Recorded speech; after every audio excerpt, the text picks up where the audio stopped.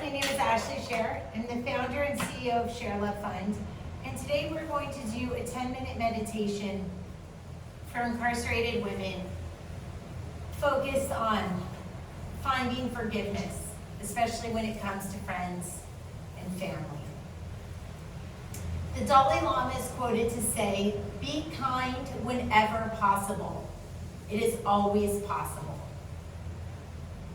Friends and family can be particularly challenging because you can love them and hate them almost at the same time.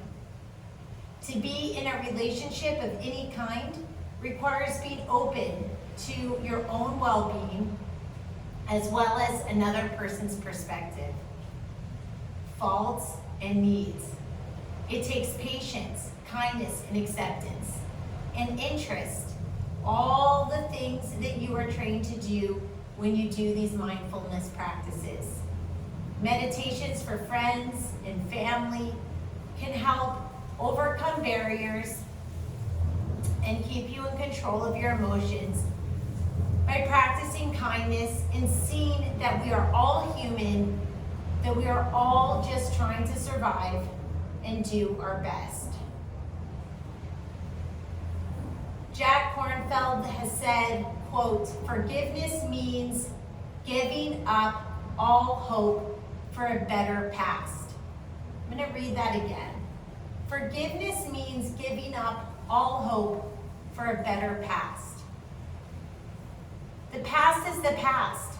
There's another sort of meme, and it says, the reason why your rear view mirror when you're driving is smaller than your front windshield is because the past should only be that portion. You know, like we should focus most of our attention, most of our screen should be on the present, the road, right where it is now, and the road ahead. And that there's a reason that rear view mirrors are smaller because we should look less in the past. That's just a metaphor that doesn't really make a whole lot of literal sense. It's really that size for driving safety reasons, but this idea that forgiveness is really just about not trying to change the past. Forgiveness doesn't mean you need to be best friends with the person that hurt you. Forgiveness is an acceptance of just knowing, hey, what happened, happened. Now what can I learn from it and move forward? Maybe someone wronged you in the past. Forgiveness doesn't mean you need to be best friends with them. Forgiveness may mean that you know not to interact with that person. Some people are just bad news, and you need to separate yourself from them. Forgiveness just means you're not replaying that bad event again and again and again if that is not doing you any good. Forgiveness just means you're learning a lesson from what happened in the past, and you're saying, okay, now I get the wisdom of my experiences in this present moment. There's an expression that says, forgive and forget. The practice isn't always about forgetting. Sometimes it's about learning lessons. It isn't asking you to pretend that something didn't happen, and it's not asking you to condone or say, oh, that's just great that that happened. You don't have to say that it's great or condone it. You just say, what happened, happened. It is what it is. It's a fact. The idea is to forgive because you recognize that the only person who really suffers when you hold on to anger is you. That anger eats up inside. That anger is a barrier to controlling and stabilizing emotions. Then anger is taking up space in the mind that could be used to learning new skills, vocational training like ShareLove.Fund provides, to be a yoga teacher or other free programs in custody. It's like the old saying, being angry at someone else is like holding a fire on your own hand and expecting it to burn the other person. When you're holding on to anger, that's like holding a fire in your own hand. And you're angry at that other person, But the anger you hold inside isn't burning them, it's burning you. Because it's physically making you sick. Like it's physically, let's just take a moment here. Let's just breathe together. Let's breathe together and try to think about, where do you feel anger in your body?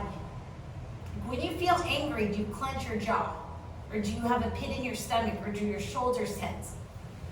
Or your wrist with the fist. Let's just take a moment and because for each person it's going to be different. And if you don't feel anger, then don't do this exercise, because honestly, it's kind of good that you're not feeling angry at this moment, so maybe just enjoy that.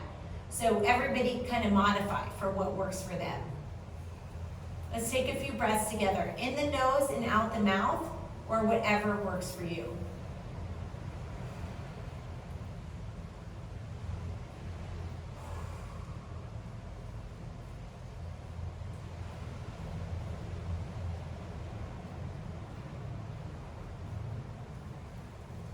So depending on where you feel that anger in your body, you can think of it as like you personally being burned by the anger. You're mad at someone else, but because you're harboring or holding on to that anger, you're actually hurting you. So if you let go of that anger, you can call it forgiving, or you can just call it letting go. Because a lot of people I talk to, they say, I will never forgive that person. And you know what, maybe in English, maybe we need two different words. Because forgiving kind of means like making amends with someone, but that's not what we're talking about here. What we're talking about here is stopping the cycle of a past event replaying in your mind to continually bother you and prevent you from self-optimization. That's what we're talking about here. We're saying the word forgiveness because that's like a common word used in the English language, but what we're really driving at is letting go. Letting go. You want to let go of anger because the only person that anger is hurting is you. And so if you've been burned the first time, why keep that anger inside so it keeps burning you? If you there's an expression that says, success is the best revenge. So if you really want to get on top of it all, let go of that anger. You can call it forgiveness. Maybe not thinking of it as forgiveness for a particular person. You can think of it as forgiving the past. Accepting what has happened, and just forgiving the past for giving you that past. And just saying, you know what, past, I forgive you because what happened, there's no sense fighting it. And I'm just I have two options right now. You can let the anger continue to burn inside of you, or you can accept that the past happened and not let the anger continue to burn inside of you. Sometimes we don't have great options, so you just have to pick the best of the options available to you. This practice of meditation lets you be free from all of that anger. Let us begin. We're going to find a comfortable seated position and take a few breaths in an upright posture. As you breathe, notice how you feel right now and let your breathing be natural.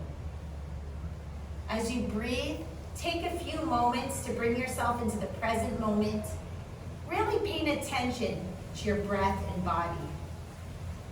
When you're ready, you can bring your mind to the situation at hand, gently turning toward any pain or discomfort, and notice any and all experiences that arise. Name any emotions and check out any automatic judgments, noticing sensations in your body. When you're done, you can notice how you feel, and you can continue to make the commitment to show compassion for yourself and others, and to find freedom through your breath amid the herd. Namaste. Thank you for your time. May the light in me be the light in you. Have a blessed day.